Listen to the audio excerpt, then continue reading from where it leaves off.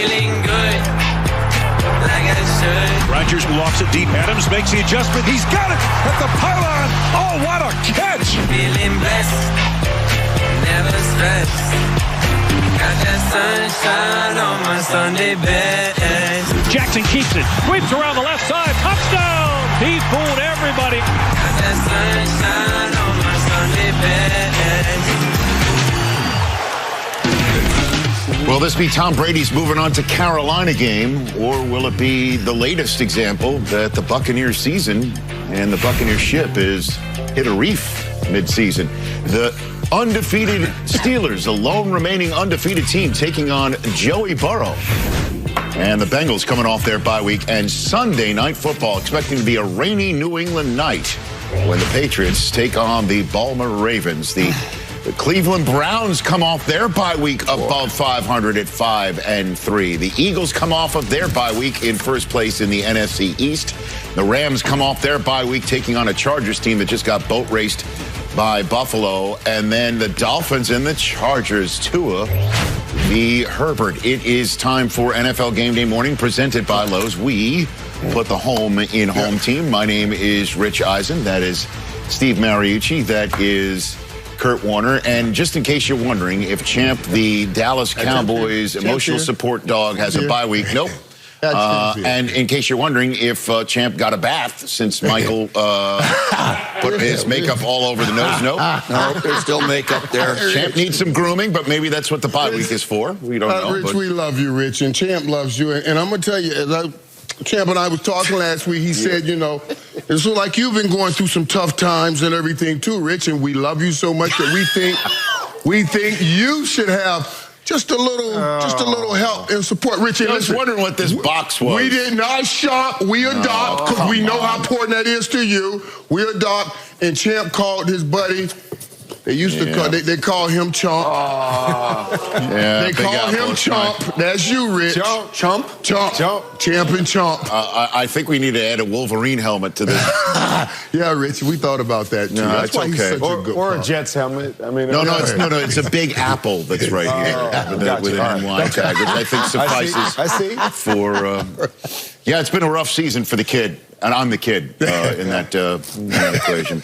Thank you, though, Michael. I appreciate that. Thank you. You're so kind, and that's not at all. You brought such great things to the set. We appreciate you, buddy. At all legitimate. Okay, here we go. Sunday storylines. Who's first? Is it Steve? As always, you're first. Go for your Sunday storyline. Rich, we have a dual threat duel. Yep. In the desert. Dual threat. I'm talking quarterbacks, Kurt Warner, right? Josh Allen of the Bills and Kyler Murray of the Cardinals will be facing off against each other. You know, Kurt, used to be that the drop-back pocket passer was the norm in this league, right? And the dual threat guy like Randall Cunningham or Michael Vick or Steve Young, that was the exception to the rule. Yep.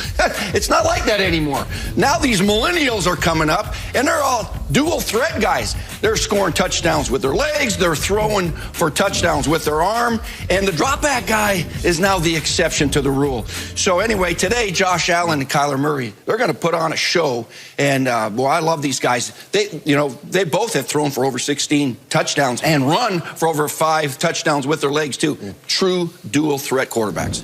And for me, I think I can speak for just about everybody to say 2020's been lousy in a lot of ways, and we're always looking for those positive stories to kind of uplift us at this time with all the things that we're going through. Well, today we've got one of those stories in Alex Smith taking over the starting role once again after 728 days going through his injury, 17 surgeries now. He gets under center once again as the starter for the Washington football team. And I'm so excited for him and for his family. I think there was a lot of us that were saying, why suit up again? Why play again? Just ride off into the sunset and be happy with your family. But this has been a story of perseverance, of overcoming. He has inspired all of us, so I can't wait until he gets the ball under center. Alex Smith starting again. We wish you well. Bless you, brother. But it's been a great ride, and we appreciate your perseverance through this. Yes, we do. Good luck with that, too. And today. Listen, but the other day I was watching TV. And, you know, it was on that movie, Rocky Balboa. This was when Rocky was an old man, and he was thinking about going back to fight one more time. As a matter of fact, I read for that movie. I had that part, but that's another story.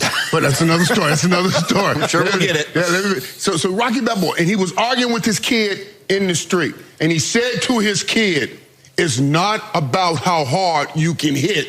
It's about how hard you can get hit and get back up."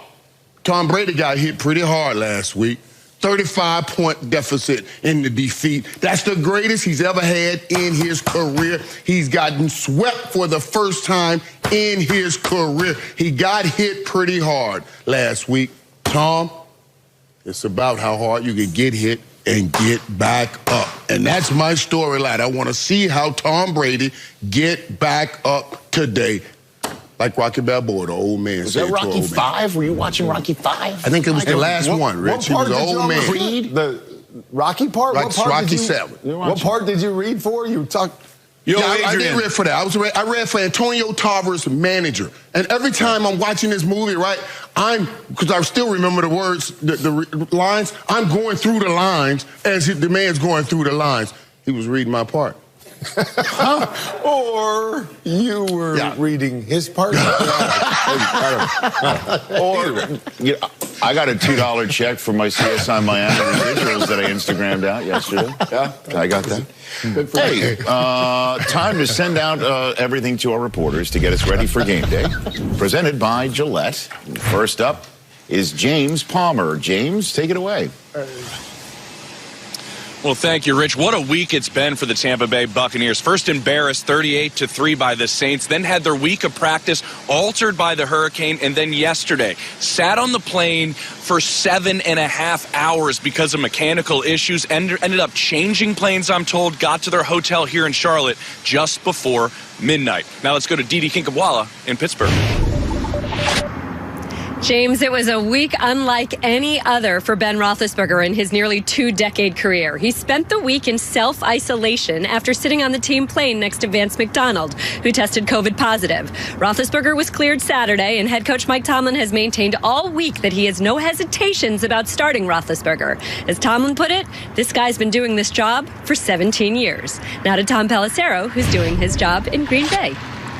Aditi, this rain is supposed to let up a bit before kickoff, but we are under a wind advisory with gusts up to 50 miles an hour as the Packers host the Jaguars. Good thing Green Bay has running back Aaron Jones, who told me he and his calf felt great all week in practice. Here's Kim Jones in East Rutherford.